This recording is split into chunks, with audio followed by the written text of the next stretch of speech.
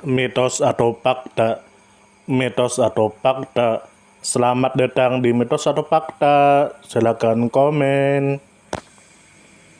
Komen. Mitos atau fakta? Kali ini kita akan membawakan sebuah cerita, yang mana silahkan Anda semua tebak apakah itu hanya mitos atau fakta yang pernah terjadi. Tentu kita semua tahu bahwa mitos itu adalah cerita yang dipercaya sebagai hasil imajinasi dan kebenarannya tidak dapat dibuktikan. Sedangkan fakta adalah suatu peristiwa atau keadaan yang benar-benar terjadi dan dapat dibuktikan. Fakta dapat diperoleh melalui pengamatan terhadap suatu objek atau peristiwa. Sekarang masuk ke video. Dikatakan bahwa pada masa lalu hidup seseorang yang bernama Abdullah atau yang dikenal dengan sebutan Al-Habib Abdullah bin Abu Bakar AS Sakran. Lalu kemudian dikatakan menurut kabar yang beredar, bahwa beliau ialah penyusun Ratib Al-Aidrus, yang sering dibaca di beberapa majelis taklim. Dan marga beliau bergelar Al-Aidrus yang artinya ketua orang-orang tasawuf. Lalu kemudian dikatakan menurut kabar yang beredar, bahwa beliau lahir di Tarim pada 10 Zulhijjah 811 Hijriyah. Ayah beliau bernama Habib Abu Bakar Sakran dan ibunya bernama Maryam dari seorang zuhud bernama Syekh Ahmad bin Muhammad Barusyaid. Lalu kemudian dikatakan menurut kabar yang beredar, bahwa Habib Abdullah Al-Aidrus bin Abu Bakar Sakran seorang wali kutub imamnya para wali, dan seorang ahli sufi. Sejak kecil beliau gemar sekali membaca karya-karya ulama termasyhur, seperti kitab Ihya Ulumuddin karangan Imam Ghazali hingga beliau hampir hafal karena seringnya membacanya.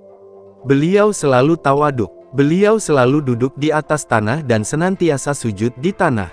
Sebagai rasa bahwa dirinya tidak ada apa-apanya di hadapan Allah. Kerap kali beliau mengangkat sendiri barang-barang keperluannya dan tidak memperkenankan orang lain untuk membantu membawanya. Beliau selalu berjalan ke tempat-tempat yang jauh untuk taklim kepada seorang ulama. Jika merasa haus beliau meminum air hujan. Lalu kemudian dikatakan menurut kabar yang beredar, bahwa menurut cerita beliau selalu menjalankan puasa-puasa sunnah selama 2 tahun dan berbuka hanya dengan 2 biji kurma. Kecuali pada malam-malam tertentu di mana ibunya datang membawakan makanan kepada beliau. Lantas beliau memakannya sebagai penghormatan kepada ibunya. Beliau melakukan puasa tersebut untuk mengekang hawa nafsunya. Karena dari sumber makanan, perut terlalu kenyang bisa menyebabkan orang malas untuk beribadah dan selalu menuruti hawa nafsunya. Lalu kemudian dikatakan menurut kabar yang beredar, bahwa beliau menikah dengan anak gurunya Habib Umar Muhdor, yang bernama Syarifah Aisyah. Karena Habib Umar Muhdor mendapat isyarat dari para pendahulunya untuk menikahkan anaknya dengan Habib Abdullah Al-Aidrus. Dan beliau dianugerahkan 8 anak, 4 putera dan 4 puteri. Lalu kemudian dikatakan menurut kabar yang beredar, bahwa beberapa ulama memuji Habib Abdullah Al-Aidrus di dalam karangannya diantaranya Al-Yafi dalam kitab Uqbal Barahim Al-Musyarakah.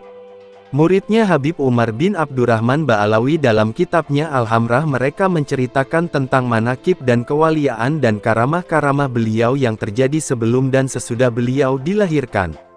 Lalu kemudian dikatakan menurut kabar yang beredar, bahwa para aulia bermimpi bertemu dengan Rasulullah dan memuji Habib Abdullah Al-Aidrus dengan sanadnya. Ini anakku, ini ahli warisku, ini darah dagingku, ini rahasiaku, ini ahli waris sunnahku. Orang-orang besar akan mempelajari ilmu tarekat darinya.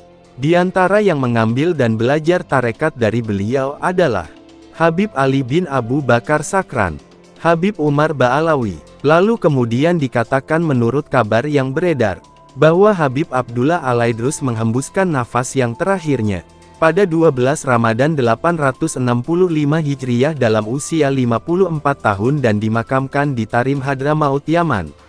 Karya beliau selain Ratib Al-Aidrus ialah kitab Al-Kibritul Ahmar dan syarahnya dalam bentuk syair.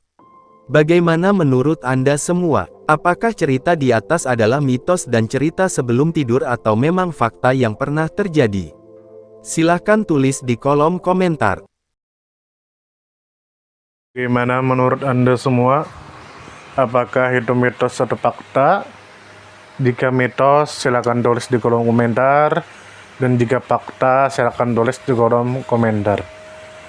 Karena kita tahu bahwasanya mitos itu adalah cerita yang dipercaya sebagai hasil imajinasi dan kebenarannya tidak dapat dibuktikan.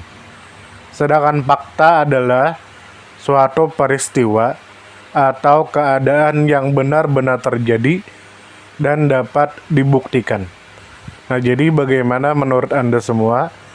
Apakah ini mitos atau fakta? Silakan tulis di kolom komentar.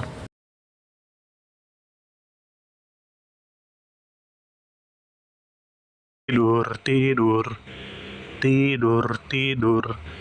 Ayo kita tidur.